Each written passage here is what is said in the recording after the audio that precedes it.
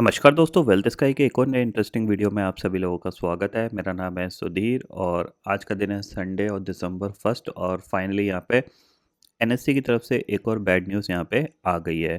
वो bad news क्या है रिगार्डिंग द एक्सपायरी और किस तरीके से वो आपको इम्पैक्ट करेगी, इस चीज़ को हम डिस्कस करने वाले हैं इस वीडियो में। तो जल्दी से इस वीडियो को स्टार्ट करते हैं। वीडियो स्टार्ट करने से पहले सबसे पहले बात कर लेते हैं स्टॉकों की। अगर आपने स्टॉकों में आपका अकाउंट नहीं है तो अपना अकाउंट ओपन करा लीजिए, क्योंकि यहाँ पे आपको सबसे लोएस्ट ब्रोकरेज मिलती है कंपेयर टू इंडस्ट्रीज़। यहाँ पे जो चार्जेस हैं वो आपके करीब 3 रुपये पर ऑर्डर हो जाते हैं अगर आप 1299 का प्लान मंथली ऑप्ट करते हो। और इसके बाद आप कितनी भी ट्रेड डालिए आपका पर ऑर्डर 3 रुपये चार्जेस लगता है, यानी 2.99 आपका चार्जेस लगता है। अगर आप इंटरेस्टेड हैं तो आप सीधा ओपन अकाउंट पे जाके आप सीधा यहाँ पे जाइए और ये अकाउंट ओपनिंग फॉर्म है, आप इसको फिल करेंगे तो यहाँ पे आपको सेलेक्ट करना है फ्रेंड्स एंड फैमिली। यहाँ पे आपको कोड डालना है PY118, क्योंकि ये कोड अगर आप डालोगे तो आपके अकाउंट ओपनिंग चार्जेस कुछ भी नहीं लगेंगे। अदरवाइज़ अगर आप इस कोड को मिस करते हो तो आपके अकाउंट ओपनिंग चार्जेस जो कि 400 रुपीज़ हैं वो आपके यहाँ पे लग जाएंगे। उसके बाद ईमेल आईडी डालिए, मोबाइल नंबर डालिए, पासवर्ड क्रिएट करिए और रजिस्टर कर लीजिए। इसके बाद आप अपने नॉर्मल अकाउंट ओपनिंग प्रोसेस जो होता है उसको आप फुलफ़िल कर सकते हो। अगर आप इंटरेस्टेड हैं, डिस्क्रिप्शन में लिंक दिया हुआ है, आप जाके वहाँ पे क्लिक करके इसको कंप्लीट कर सकते हैं। जो डिस्क्रिप्शन में लिंक है वो एसएएस का लिंक है। एसएएस और स्टॉको दोनों सेम ही है, ठीक है। बहुत ही जल्द अब एसएएस क्लोज होके बेसिकली स्टॉको में कन्वर्ट हो चुका है, तो आप स्टॉको के थ्रू अकाउंट ओपन कर सकते हैं। अब बात करते हैं कि जो एनएससी का नया सर्कुलर आया है रिगार्डिंग द एक्सपायरी, उसमें क्या चेंजेस हुए हैं और अब आपको बहुत ज़्यादा प्रॉब्लम होने वाली है रिगार्डिंग द एक्सपायरी ट्रेडिंग।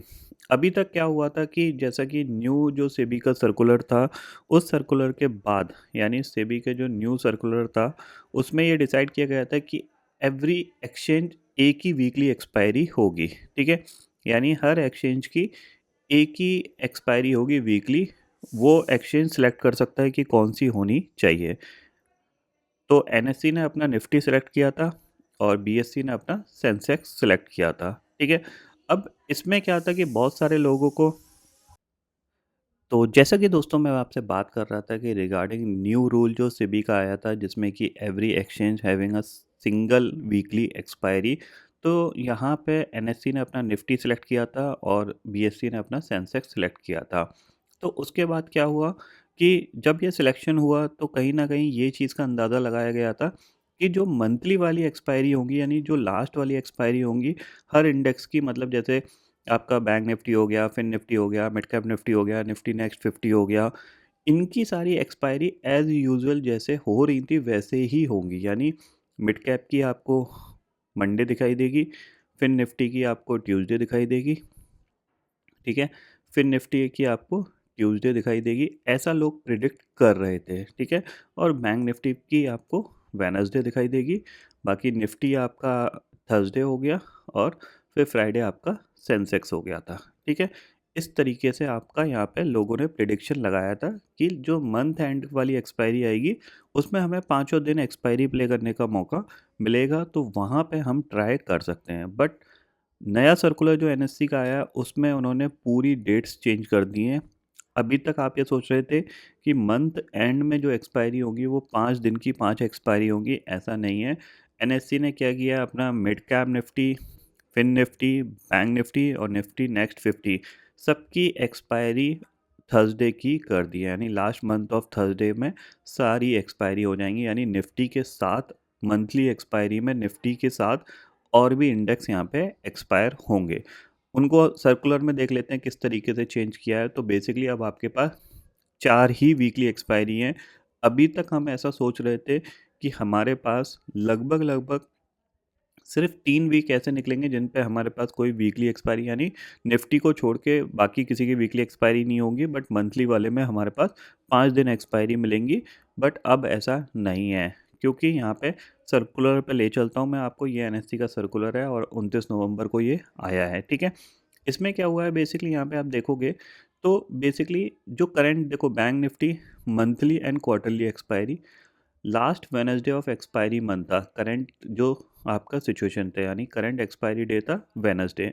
फिर निफ्टी का था ट्यूसडे, मिड कैप निफ्टी का था मंडे और निफ्टी नेक्स्ट फ्राइडे का था फ्राइडे, ठीक है।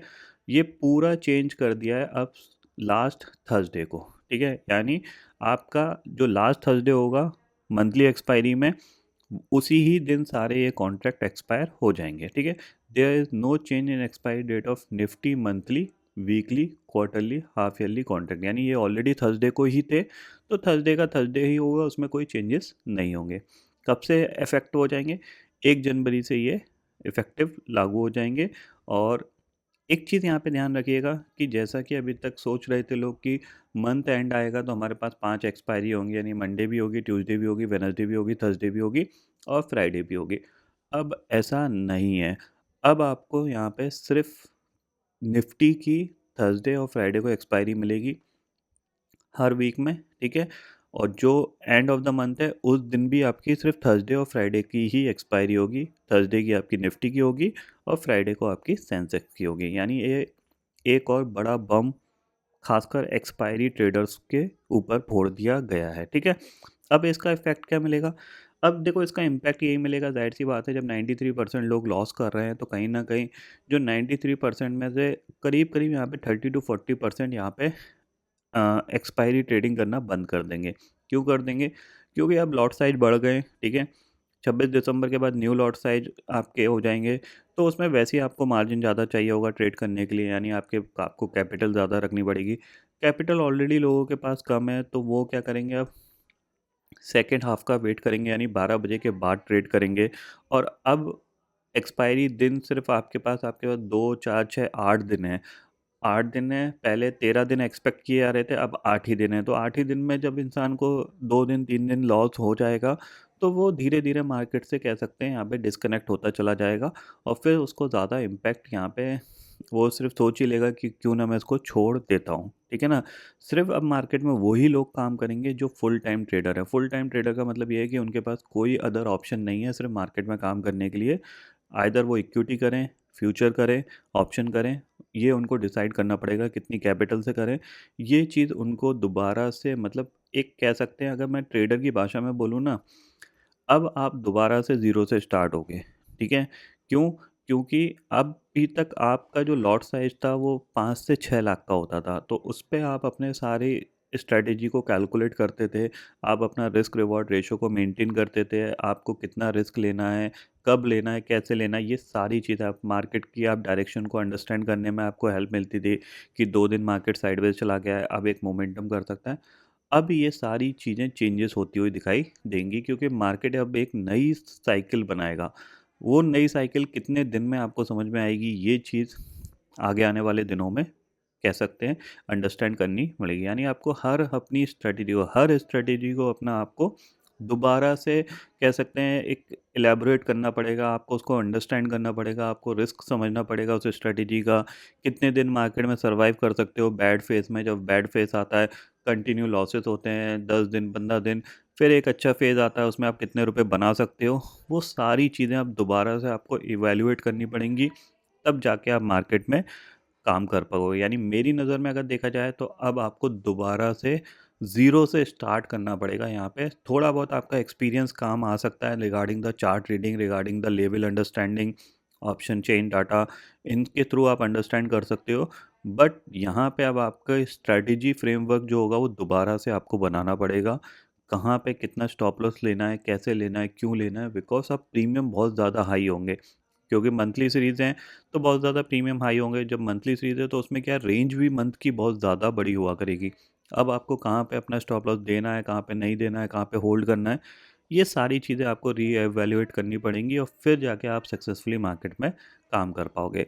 और जिनके पास 25-30 हज़ार या 1 लाख से नीचे ही कैपिटल है, वो तो मुश्किल से 10-15 दिन में ही गायब हो जाएँगे। ठीक है ना?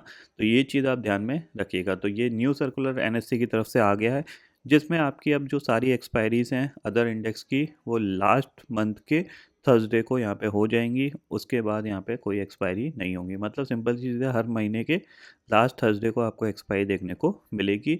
अभी तक जो एक्सपेक्टेशंस था वो यही था कि मिड कैप की मंडे को ही होगी, फिर निफ्टी की ट्यूसडे को होगी, तो हमें लास्ट वीक 5 एक्सपायरी प्ले करने को मिल सकती है, बट अब ऐसा नहीं है, ठीक है। तो ज़ाहिर-सी बात है, इसका इम्पैक्ट क्या होगा, जो वॉल्यूम्स हैं वो बहुत ज़्यादा श्रिंक हो जाएँगे, यानी ज़ाहिर-सी बात है जब आपके पास लास्ट थर्सडे में एक ही दिन में आपके पास ऑलमोस्ट निफ्टी के सारे इंडेक्स की एक्सपायरी होगी, यानी पाँचों की एक्सपायरी होगी, तो आप किसी एक को चूज़ करोगे, ऐसा नहीं है आप सब में ट्रेड कर लोगे, ठीक है। तो मिड कैप के वॉल्यूम्स गायब हो जाएँगे, निफ्टी नेक्स्ट 50 के तो ऑलरेडी कम थे, फिर निफ्टी के भी गायब हो जाएंगे, यानी जितना वॉल्यूम अभी हो रहा था उतना वॉल्यूम नहीं होगा। तो इसका इम्पैक्ट किस पे पड़ेगा, जाहिर सी बात है ब्रोकर्स पे पड़ेगा और एक्सचेंज पे भी पड़ेगा, क्योंकि उनकी कमाई खत्म होगी। गवर्नमेंट पे ज़्यादा इम्पैक्ट नहीं पड़ेगा, क्योंकि कहीं ना कहीं जो इक्विटी ट्रेडर्स हैं, जो ऑप्शंस ट्रेडर थे, वो इक्विटी में शिफ्ट होंगे, तो टैक्सेस लगभग लगभग सेम रहेगा, बट ज़्यादा इम्पैक्ट यहाँ पे ब्रोकर्स को देखना पड़ेगा, ठीक है। तो ये फ़िलहाल जो न्यू सर्कुलर था, इसका मैंने आपको क्लैरिफिकेशन दे दिया है और पूरे यहाँ पे मैंने आपको डिटेल्स बता दी है। जो आपका एनालिसिस वीडियो था वो अभी कोशिश मैं करूँगा 12 बजे के बाद आपको डाल दूँगा। फ़िलहाल इस वीडियो को आप देखिए, अंडरस्टैंड करिए। अच्छा लगता है तो लाइक और शेयर ज़रूर करिएगा। ठीक है?